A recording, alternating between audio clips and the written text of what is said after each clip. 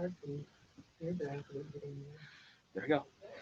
Hi, we're here at Barbara's Bookstore in Burr Ridge, and I am going to be reading some Christmas stories today. I hope you guys are all ready. I hope you can see the pictures. So let's get started, shall we? This book, and this is sort of fun, this one is called Five More Sleeps Till Christmas. We're not quite there yet, but that's the story. Five More Sleeps Till Christmas. And it's written by Jimmy Fallon. If you ask your moms and dads, I bet they know who Jimmy Fallon is. Just five more sleeps till Christmas. Can you believe it's here? I know that Santa's coming soon because I've been good all year. Five more sleeps till Christmas. I'm not sure I can wait. I got good grades. I fed the dog. I even cleaned my plate. Look at how cute that is. He's got little sheep flying in. Gary, that's the dog, Gary's chew toy, Peppy, is helping me count sheep. But it's not working. We're still up. We cannot fall asleep. There's Gary the dog. It looks like he's asleep to me. Can you see? Zzz. He's sort of snoring. Let's get this page turned, huh? Just four more sleeps till Christmas. A visit from Chris Kringle. The halls are decked. The tree is trimmed. And the bells are being jingled. Look at how beautiful that tree looks. I'll bet a lot of you have your Christmas trees up already. The cocoa's hot inside the mugs. The candy canes are crunched. The popcorn's been the tin is empty because the popcorn's all been munched. Just four more sleeps and then it's here. I have to go to bed. But visions of my favorite toys are dancing in my head. Can you see that? I will put it a little closer. There you go. Ah, and again, he's sleeping, but he doesn't really think he's sleeping. He is. Now it's three more sleeps till Christmas.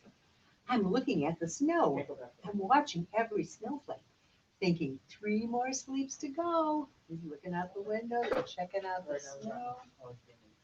I'm cozy in my bed with lots of Christmas thoughts to think. Just two more sleeps left when I wake up. But I can't sleep a wink.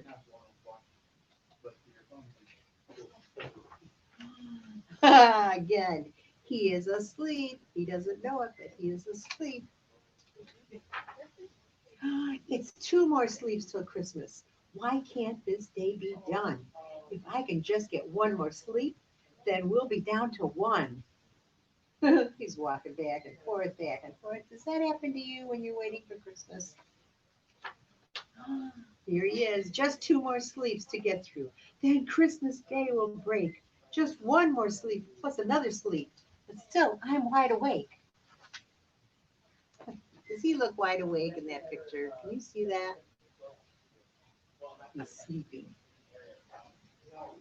It's hard to go to sleep waiting for Christmas, isn't it? I'm snuggled in pajamas and the stockings have been hung. The tree has been unplugged and all the carols been sung. Just one sleep left till Christmas. The day is coming soon. And can it be? I think I saw a sleigh go past the moon. What do you think?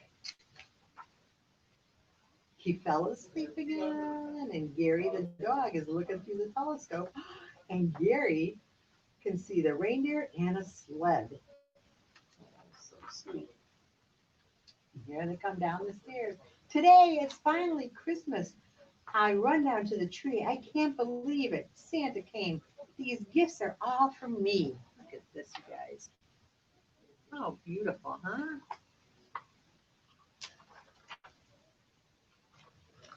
Merry, Merry Christmas. It's really, truly here. But now I start the countdown. Only 364 more sleeps till Christmas. That was a great book. I love the pictures. And it's called Five More Sleeps Till Christmas by Jimmy Fallon. So we'll put that over here. Shall we go on to the next one? Let's.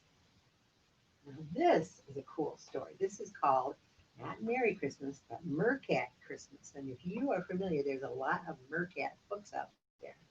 And Emily Gravett is the author. This one has great pictures too, and I'll try to make sure you get to see them. This is funny just right here. Look at the snake. It's green and then it goes to red and white.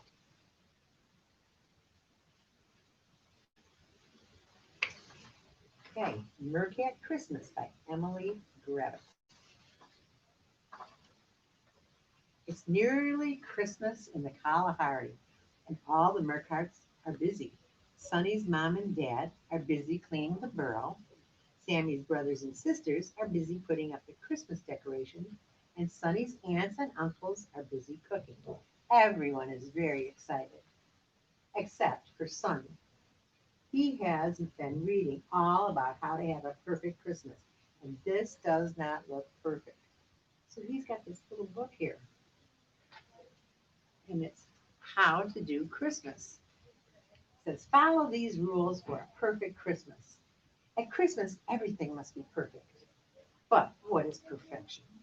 Obviously, we know best. Let us show you. All you need are these 5 simple elements to achieve happiness.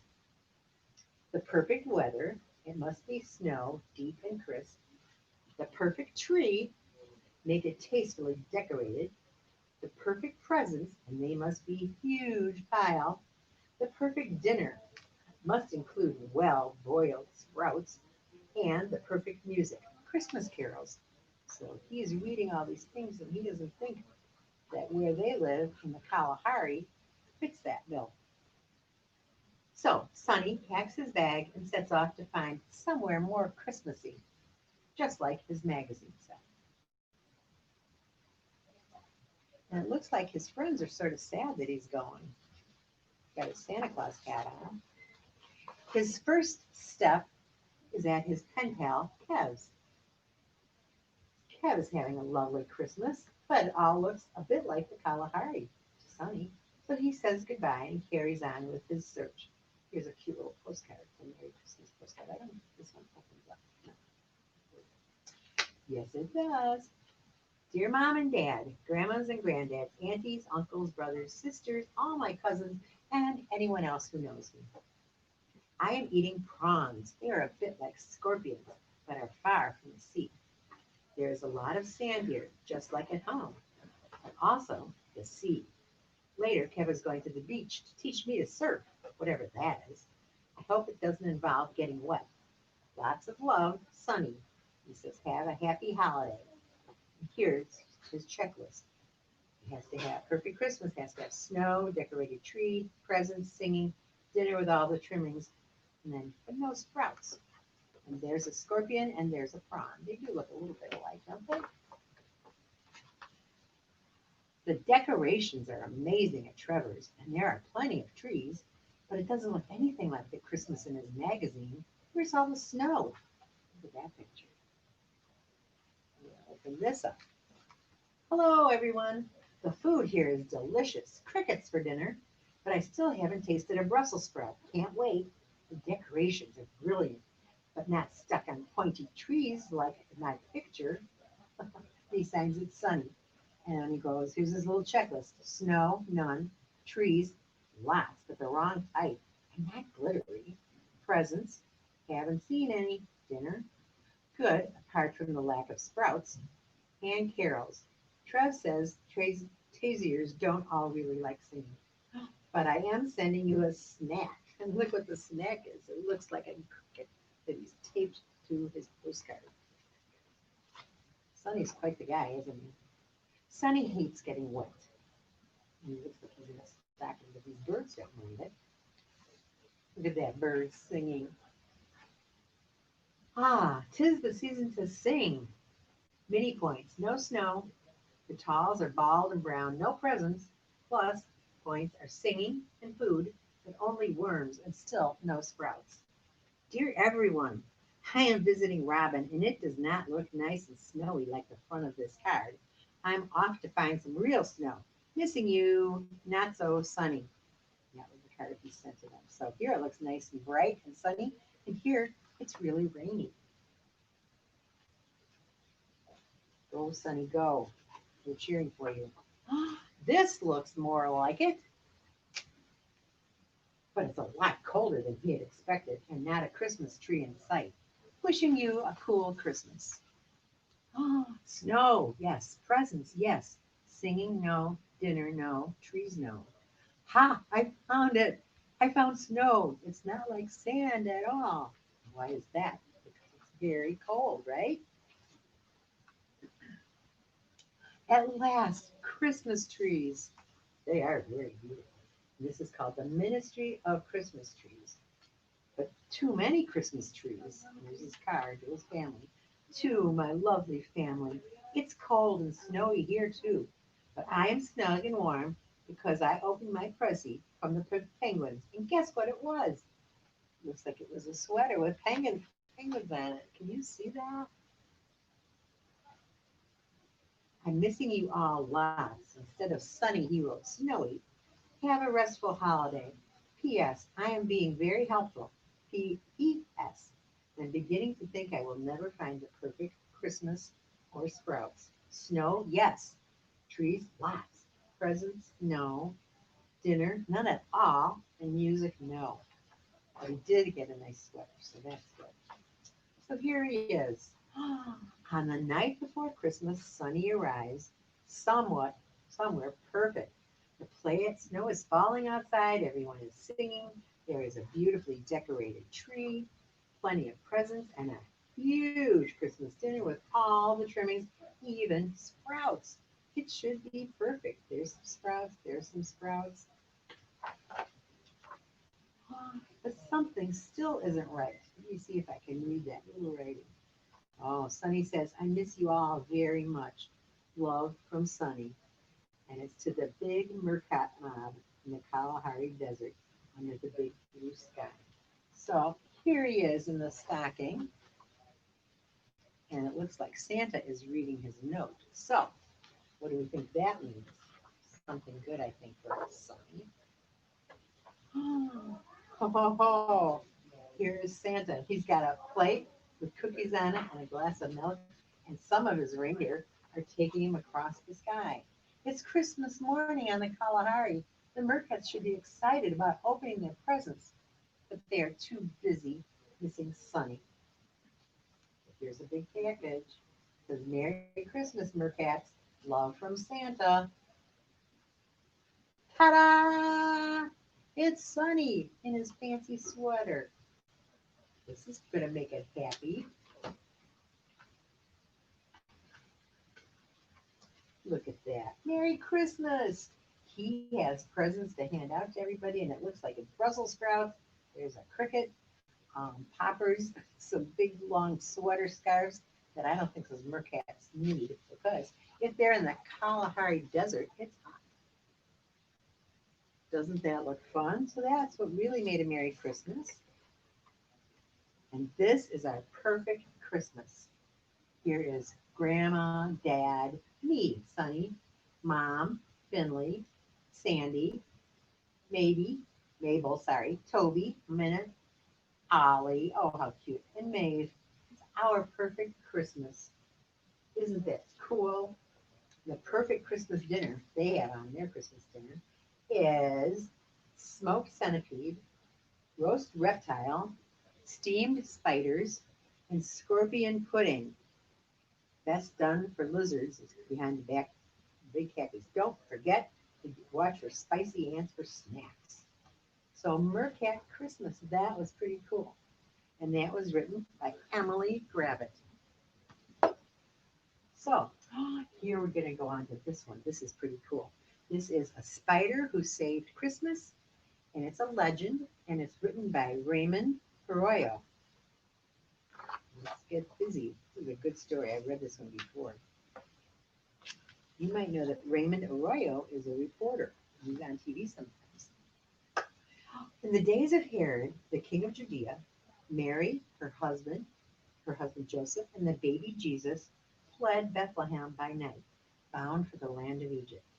Weary from their journey, they sought refuge in the caverns of the hill country.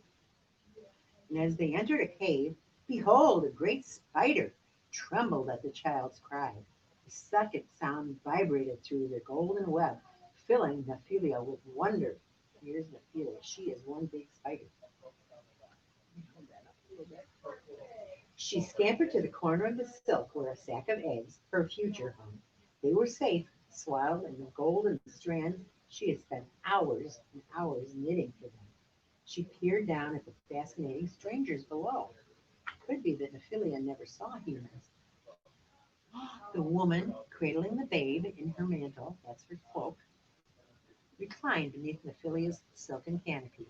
The man, with kind eyes, lifted his lantern, staring into the darkness outside the cave. We can't stay here, Mary, he said in a soft voice. Herod's men are coming. For he had been warned in a dream that King Herod sought to destroy the child.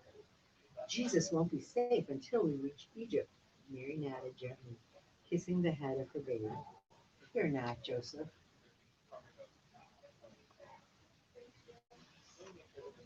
Nephilia, the spider, dropped on a line of wedding to get a closer look at the child, who seemed to glow with his own radiance. Joseph's eyes turned hard when he spotted the dangling visitor above Mary. Be still, there are spiders, he spat out. He slashed at Nephilia with his staff. She recoiled. Joseph ran his staff through the web, ripping two of the main lines. The golden cat-backed spider retreated into the shadows and laid her body protectively over her sack of children. Leave it, Joseph, Mary said. They are dangerous. He lifted the lantern, seeking the spider lurking in the dark. As he raised his staff to strike the spider and clear what was left of the webbing, Mary took hold of the rod. All are here for a reason. Let it be. Doesn't that look great? If you'd be scared, I'd be scared if there was a large spider coming down. Now, at the hum of the woman's voice, Ophelia relaxed, but dared not to leave the shadows. She rubbed her two front legs together, wondering how she could ever repair the shredded web. Rest, Joseph, Mary patted the ground beside her. Joseph lay next to the child and threw his cloak over the three of them. It was probably cold in that cave, but it was good of him to put his mantle or cloak over them. And behold, the wails of anguish and the final cries of babies floated through the night. So it was time to speak. Nephilia stiffened at the sound of the wails on the wind. Poor children, Joseph said. The soldiers are close. Dim the light, Mary whispered. I'm sorry we are in this horrible place, he told her, snuffing out the lantern light. We are so exposed. It is where we are meant to be. There is beauty even here. She looked up at Nephilia's web and touching Joseph's hand said, and love. So she was feeling okay. Pray for our safety, he said, closing his eyes. Mary lightly moved her lips. Only the faraway shrieks disturbed the cave silence. Sleeping. Nephilia moved to the tattered edge of her silk. Taking advantage of the stillness, she began to spin a new web. How could she ever reattach the ripped drape to the faraway wall? It would take hours, days perhaps. A shaft of moonlight suddenly cut into the cave. As Nephilia turned toward the light, a warm gust carrying the sweet scent of berries blew over her. It swirled about the cavern, and she felt herself rising shakily. The wispy main lines of her web floated up to the ceiling and stretched to the far wall of the cave as if they had never been disturbed. The spider warily walked the length of the silk to the far cave wall, testing the strength of the new lines. So that was sort of a miracle that some of those lines that had been broken had blown all the way over to the opposite wall. Suddenly, the child below cried, sending a vibration through the web. Ophelia's egg sac leapt and rippled at the sound. The spider stared down at the child. This Jesus. Never had she felt such a sensation. She instantly understood what she had to do. At the center of her web, she plucked the strings, playing a tune only spiders could hear. From deep within the crevice of the cave, Nephilia's older children scuttled forward by the dozens. They heard their mother's call and followed her to the cave opening.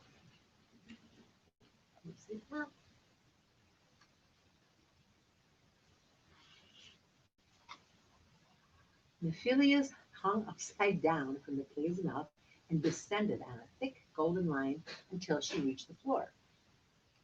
She then climbed the corners of the opening and repeatedly fluttered across the center line, leaving a trail of golden thread behind her.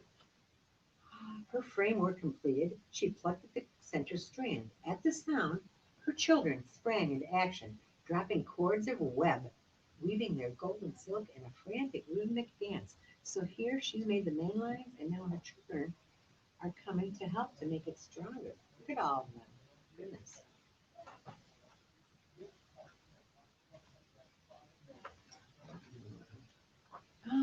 Now, when it was daybreak and the spider's work was done, the cave mouth wore a golden veil of webbing, sealing it completely.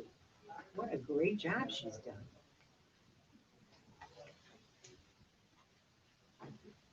Look at, there's a good shot of Nephilia's children return to their darkness and their personal webs, but not Nephilia. Despite the frost dotting the golden curtain, she rested on the outside, the very center of the web. She must be tired. She was awake all night creating this web. And it came to pass that Nephilia felt the approach of three soldiers climbing the hillside. They carried blood-slicked swords and spoke in loud, crude voices. "You two, get up there and inspect the cave," one soldier yelled. "Why would a baby boy be in a cave? You have your orders: inspect every dwelling, kill every boy under 2, especially the newborns." That was Herod's command. Go. A pair of soldiers clambered up to the cave. The yelling and the clanging of armor woke Joseph, though Mary and Jesus did not stir. In silence, Joseph fetched his staff and held it high, ready to defend his family. The golden screen blocking the outside world puzzled him. In its thick gauze, he observed the shadow of the 2 huge soldiers, one waving a sword. Joseph tightened his grip on the staff. Make sure I didn't get the pages stuck together. Did not work out well. And I'm going to turn over this way and see if that helps. Outside, the sunlight caused the frosted cobweb to glimmer and sparkle. Nephilia wished to return to the shadowy recesses of the cave. She felt so exposed sitting in the daylight, but the child had clearly told her to spin a web over the entranceway and remain there. So that's what she did. "What should we do?" one of the soldiers whispered, considering the spider's handiwork. "No one entered this cave, or the web would have been broken." "You are right." The soldiers glared at Nephilia, whose legs were pulsing. "There is no newborn in there, except maybe newborn spiders." "That thing looks ready to pounce," the other soldier said, shivering for an instant. "I hate spiders. Forget it. Let's go." "Everything is clear up here, Commander," one of them yelled, and they returned running down the hill. So she had done the right thing by making that great golden web. Inside the cave, Joseph lowered his staff and fell against the rocky wall, giving thanks for their safety. Nephilia watched the soldiers leave, and after a long while, she began to bow on the strings of her web. The light melody awakened Mary. "Joseph, from where is that music coming?" "I hear nothing," he said. Mary marveled at the gossamer gauze and the shadow of Nephilia, illuminated by the sun. "Isn't it beautiful?" "The soldiers came as you slept. The spiders saved Jesus and us," Joseph said, staring at the web. "Yes, all are here for a reason." Mary looked lovingly at her son and nodded off to sleep. Jesus, Mary, and Joseph remained in the cave another day before taking their leave. They pulled back a piece of Nephilia's golden curtain to pass from the cave, and the child's hand grazed the web as they hastened to Egypt. Look at, he's got a little bit of a smile, and he's touching the web. Can you see that?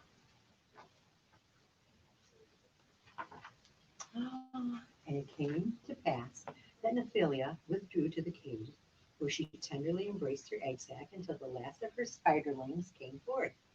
Soon after, she repaired the golden curtain at the entryway and spent her days at its center, basking in the sunlight.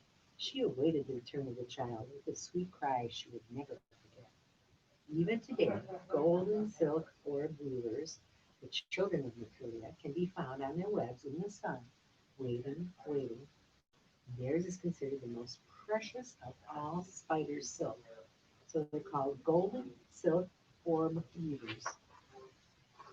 Ophelia's gift to the Christ child is remembered in the sparkling tinsel that drips from evergreen all over the world at Christmas time. Poles, Ukrainians, and other Eastern Europeans have a tradition of placing spider ornaments on Christmas trees to commemorate the spider that saved Christmas. So next time you see some twinkling tinsel or a spider ornament lurking on a tree branch, think of Ophelia, who, though small and feared, met divinity and reflected his life as only she could. Like each of us, she was there for a reason. That was great. So that was The Spider Who Saved Christmas, a Legend by Raymond Arroyo. Don't mind, I'm going to take a sip of water. Oopsie. Mm. Let's see what's next. Oh, this is going to be different from the last one. This one is called The 12 Unicorns of Christmas. I'm going to put it forward. And this is by Timothy Nachman and Ada Gray. So it's going to be very colorful. The 12 Unicorns of Christmas, written by Timothy Nachman and illustrated by Ada Gray. On the first day of Christmas, my parents gave to me one sparkling Christmas tree and a real life unicorn. How about that? On the second day of Christmas, my unicorn gave to me two festive sweaters, but my unicorn was much better at being sparkly than he was at knitting. Look at this one, and look at the long, long arms on her sweater. On the third day of Christmas, my parents gave to us three empty stockings. Isn't that look great? On the fourth day of Christmas, ding dong, there was someone at the door. Four grandmas and grandpas. Grandma loved meeting my unicorn. On the fifth day of Christmas, my grandma gave to me five twinkly unicorn lights. I hoped Santa would see them and find his way to our house on Christmas Eve. So, this page turn. On the sixth day of Christmas, my parents gave to us six yummy pies. My unicorn loved the pies. Uh-oh, maybe a bit too much. Getting a little sloppy there. Can you see that? And honestly, six yummy pies, that's a lot. On the seventh day of Christmas, my unicorn gave to me seven wind-up Santas. So we had a big race. Ready, steady, go. And look at they're all little cute wind-up Santas. And they had a rug for them to try to see who was going to be the winner. And a string was attached to two cups. Looks like this guy's going to be the winner. That's a fun present, huh? And that's from her unicorn. On the eighth day of Christmas, my parents made with me 8 snow unicorns. My snow unicorn was the best until it fell over. Look at how cute all those unicorn snowmen are. Here, we haven't had enough snow to make a lot of snowmen yet, have we? On the ninth day of Christmas, my friends all got from me 9 cards with unicorns on them. I was being very neat, but my unicorn loved to scribble and make a big mess.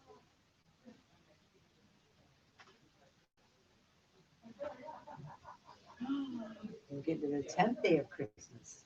On the 10th day of Christmas, my unicorn gave to me 10 cake decorations. Achoo! And there went all the sprinkles. Wow, unicorn sneezes are made of glitter. Ooh.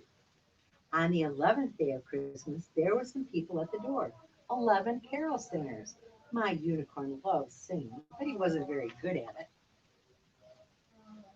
If I'm not mistaken, today is the 12th day of Christmas. 12 more days to go, is that right? On the night before Christmas, my unicorn looked a little bit less sparkly. So that night, I wished that Santa would bring my unicorn a present to make him feel better. What a nice, sweet thing to wish for, to pray for. This girl likes unicorns, doesn't she? And when we woke on Christmas morning, we heard a funny noise. We went downstairs, and you'll never guess what we saw. Wow, what can you see here? It looks like there's the back of Santa, but it also looks like there's some unicorn horns there. What do you think? You think Santa's getting involved here? Yes, he is. On the 12th day of Christmas, Santa brought 11 new friends. So suddenly, there were 12 unicorns. Look at them all. Oh my word, here she is, and these guys are hugging. These guys are dancing around the tree. Here's Santa. Look at that. He is so thrilled to see all these unicorns, and I bet she is very excited. Merry Christmas. Look at that. They have rainbow cake. They're all playing with all the family members and there's grandma, the other grandma, and they're with all the unicorns. Merry Christmas. What a great story. So this was the 12 unicorns of Christmas. So this story is one that I especially like. I hope you like it. This one is by an author that a lot of you might know, Jan Brett. And the name of this book is Cozy. I like this book so much I ordered some. So let me start this story, and I'll try to make sure we get to see all the pictures. So Cozy by Jan Brett. Storms rolled over the tundra when Cozy the musk ox was separated from his herd. He was used to being with his family. His mother and father had named him Cozy because his silky coat is so soft and thick. Cozy braced himself against the wind, and his thick coat warmed him like a blanket. Can you see all the fur on Cozy? It is thick. In tussock, a mother's lemming cubs were squeaking loudly. I'm cold, I'm cold. She used it to warn her young ones. Cozy wrapped himself in his coat and sat down on the edge of the tundra. In no time, the lemming family had settled in next to Cozy's left foot. Shh, she whispered. Quiet voices and that muskox will never notice us. So they went, I'll show this close. The little lemming family, they're small, they got into the fur. Snowshoe Hare, that's a rabbit, feeling chilly, had the same idea. Master Muskox, he said politely, may I wait out the storm under the protection of your very thick coat? Cozy was happy for the company and well aware that a lemming family had snuck in. He said, welcome, Snowshoe Hare, but mind those lemmings, quiet voices and gentle thumping only. Cozy, what a friendly, nice muskox. The snow swirled and plumped. Suddenly, all things grew white. And was that a clump of snow that had hit Cozy on his forehead? No, it was feathers. When Cozy opened his eyes, he was looking into big yellow ones. Can you see that? Here's his face, and there's, I believe, a white snow owl. The eyes belonged to a snowy owl who also had a request.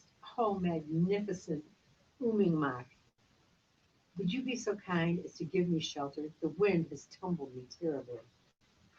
Cozy knew that snowy owls and lemmings and snowshoe hares were not always fast friends, but he agreed with some conditions. The house rules are quiet voices, gentle thumping, and claws to yourself. Cozy is being so nice to these friends, isn't he? Arctic Fox's nose was turning blue. Her bushy tail wasn't warm enough, and Every time she wrapped it around herself, the wind unwrapped it. Thinking Cozy would make a good windbreak, she sidled up to him. Do you mind, Mr. Muskox, if I unfreeze my nose in your thick fluff? Cozy was happy to welcome a new guest, but eyeing her sharp canines, those are her teeth, her pointy teeth, he answered, for the harmony of all, quiet voices, gentle thumping, claws to yourself, and no biting. So it's good to have some house rules, isn't it?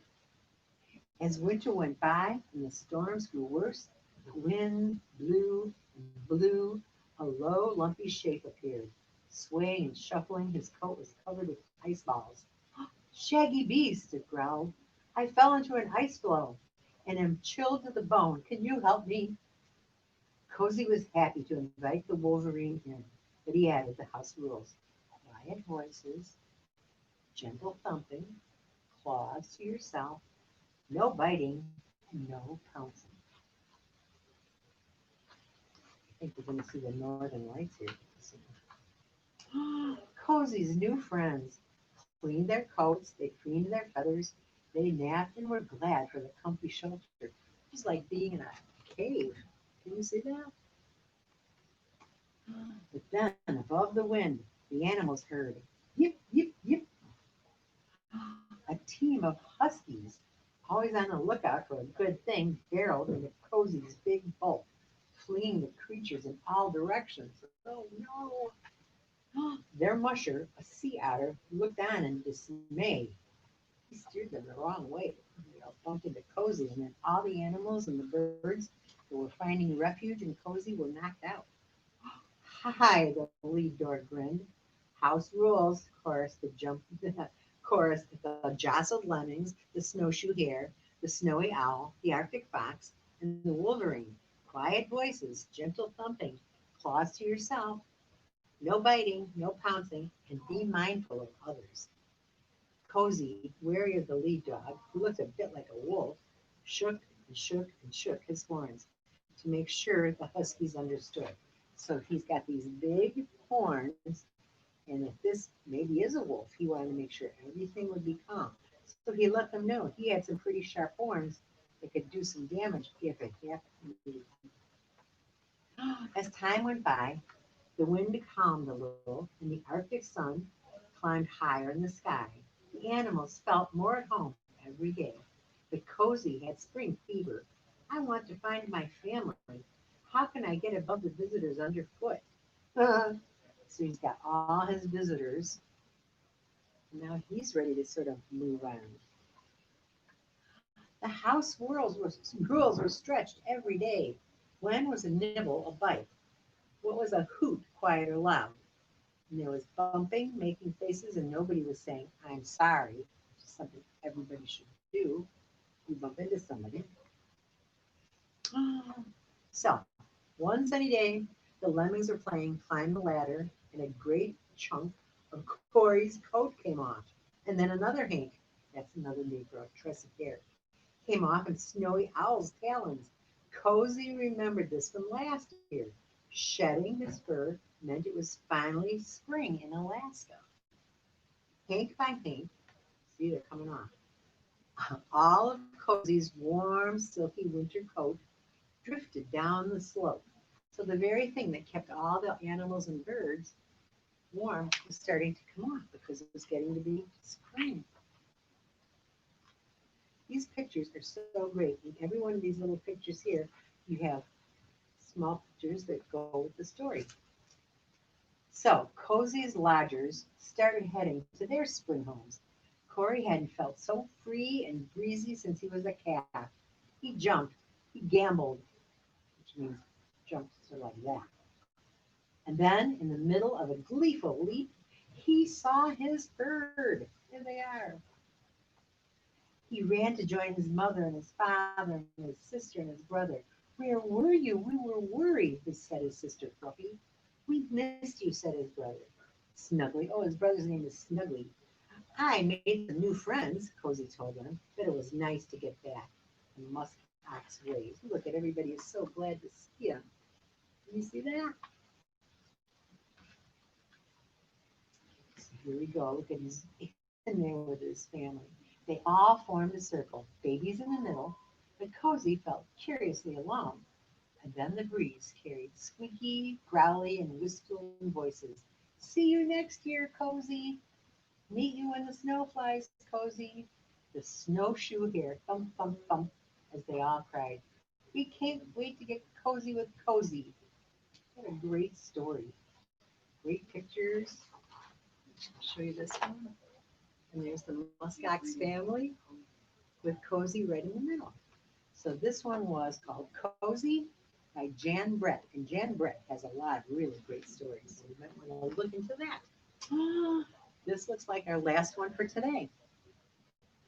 And this one's called 10 Minutes to Bed, A Little Unicorn's Christmas. This is pretty cool because this one, when you touch it, it's raised up. It's very nice.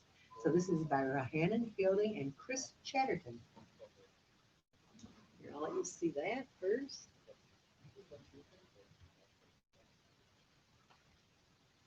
And this is all, let me show you all the different places.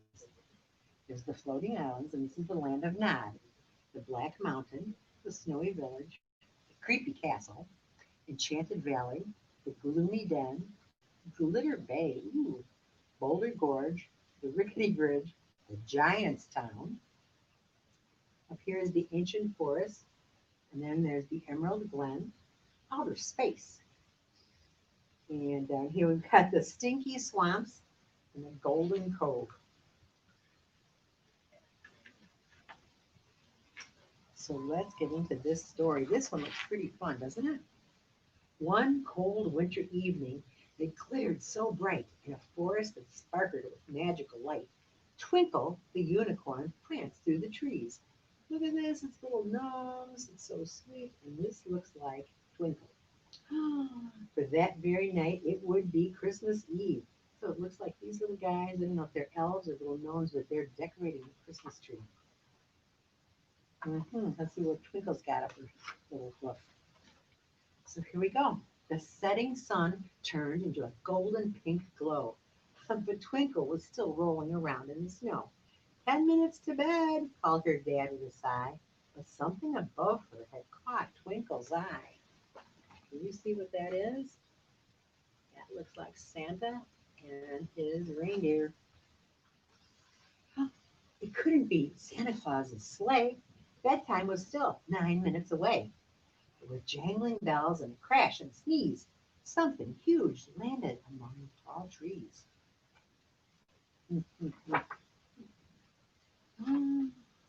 Into the glade came a man dressed in red with a fluffy white beard and a hat on his head.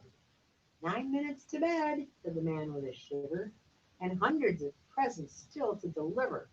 Oh dear. You see that? One of my reindeer, can you guess who, is tucked in at home with a case of the flu? Poor reindeer. 7 minutes to bed. I'm afraid I'm quite slow, and we've still got 22 countries to go. Look at that long list of Santas.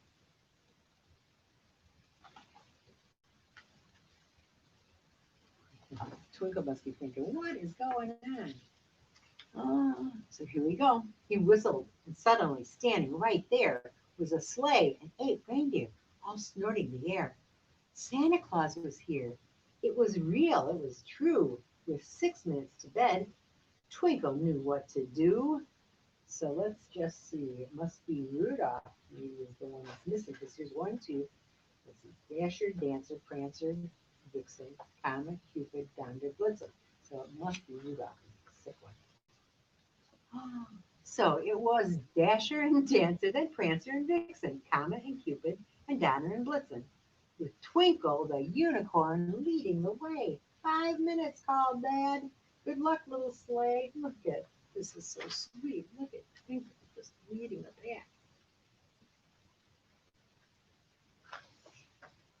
Soaring along and swooping down low over oceans and mountains all covered in snow.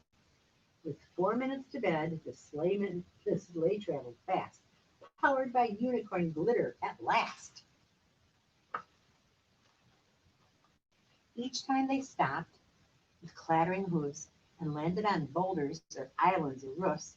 Santa dropped off the presents and then called out the time. 3 minutes to go, team. Up, up. Time to shine. We were going like crazy, huh?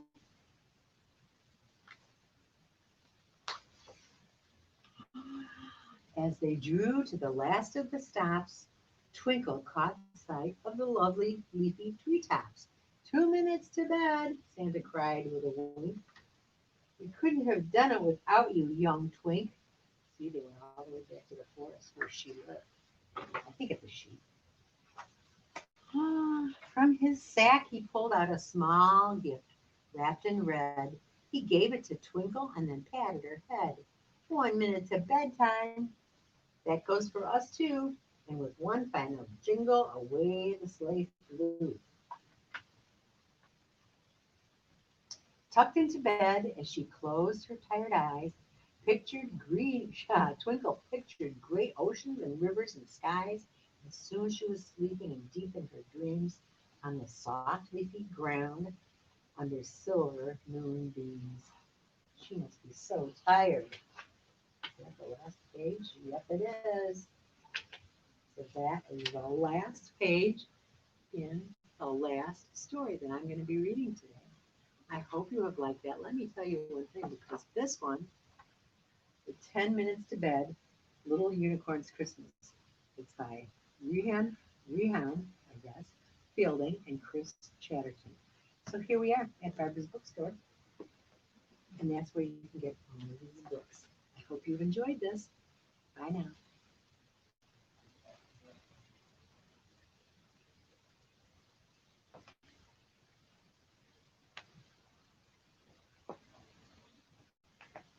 Oh, Dan, I said a nice wave bye. You have to go back and talk. How are you? How'd that time out? Good for you. And I had been I don't know where the okay. I don't know where the thing is to actually